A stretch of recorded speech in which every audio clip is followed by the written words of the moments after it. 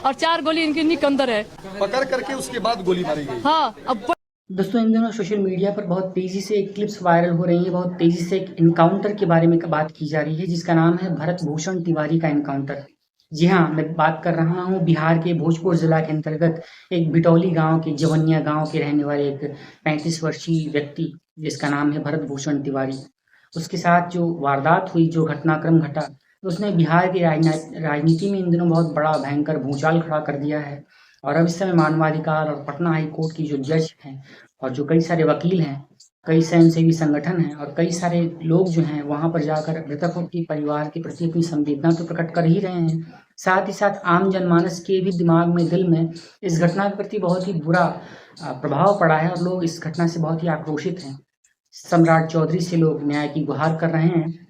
और अब फिलहाल एक जो घटनाक्रम निकल कर के सामने आया है, जो एक वीडियो क्लिप सोशल मीडिया पर इन दिनों वायरल हो रही है, वो बिहार के पूर्व मुख्यमंत्री सुशासन बाबू नीतीश कुमार की वीडियो है। तो बिना कुछ कहे हम उस वीडियो को देख लेते हैं जिसमें सुशासन बाबू क्या कहते हुए नजर आ रहे हैं इस पूरे हत्याकांड पर, या फिर यूं कहें कि एक फेक फर्जी एनकाउंटर पर।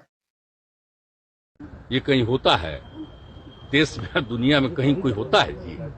तो कौन आकर के खड़ा हो गया उस तरह से? तो वहां के लोगों को, पुलिस को तो देखना ना चाहिए था पहले से। अपराधियों का सफाया मैंने मार दीजिए उसको, ये कोई तरीका है? इसका मतलब जो जेल में जाएगा तो उसको मार दीजिए, ऐसा कोई नियम है? आप बताइए तो। अरे तो कोर्ट ना फैसला करता है कि अगर किसी को ये भी सजा होती है कि उसको फांसी की सजा होगी, फांसी हो जाती है। लेकिन बाकी को कोई साल तक का होता है, कितने तक का होता है सजा। लेकिन वो कोई उसको निकलेगा, बीमार हो गया, कोई कहीं जाएगा तो उसको ऐसे होगा? ये तो कभी नहीं होना चाहिए। इसके लिए सब संविधान क्या बना हुआ है, तो हर चीज तो बना हुआ है ना भाई।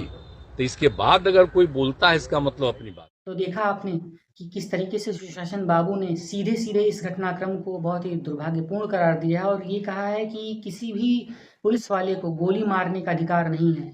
पुलिस का काम है अपराधी को पकड़ना और उसे पकड़कर न्यायालय के सामने पेश करना। इस तरीके से जो एनकाउंटर हुआ है वो सरासर गलत हुआ है और इस तरीके से उसका उन्होंने भर्त्सना तो की ही है, साथ साथ वो कार्रवाई की भी बात कह रहे हैं। पकड़ करके उसके बाद गोली मारी गई। हाँ अब बड़ी मार मारा गया, वो गिर गए हैं। आंखों देखा हुआ हाल मेरे भाभी जी है, मेरे माँ है, जो सच्चाई है वो लोग तड़प रहा है वहीं पर देखने के लिए। विचार मैंने होता माँ का भाई माँ होती है, धरने जा रही है तो क्या बोला जा रहा है, मारो दोनों लेडीज को, उसको हटाओ यहाँ से। अब देखना यह है कि आगे इस मामले में क्या कार्यवाही होती है। भरत भूषण तिवारी का ये जो घटनाक्रम घटा है, जो कि आमतौर पर खबरों में नहीं आ पाता, लेकिन इस तरीके से जब बहुत भयंकर आक्रोश शुरू हो गया और घटनाक्रम बहुत तेज़ी से वायरल होने लगा, उसकी वीडियोस बहुत तेज़ी से वायरल होने लगी, तो अब इस मामले में कार्रवाई जो है वो होनी बनती ही है। और अब ये मामला बहुत तेज़ी से बढ़ता हुआ नज़र आ रहा है। मानवाधिकार भी इस मामले में अब संज्ञान ले चुका है। देखना ये है कि आगे इस केस में क्या अपडेट आती है। गौरतलब है, हम अपने सभी दर्शकों से ये बता दें कि बिहार के भोजपुर जिला के अंतर्गत यानी कि जवनिया गांव के ये क्षेत्र पड़ता है और यहाँ का एक भोजपुर थाना है, यहीं का एक बिटौली गांव है।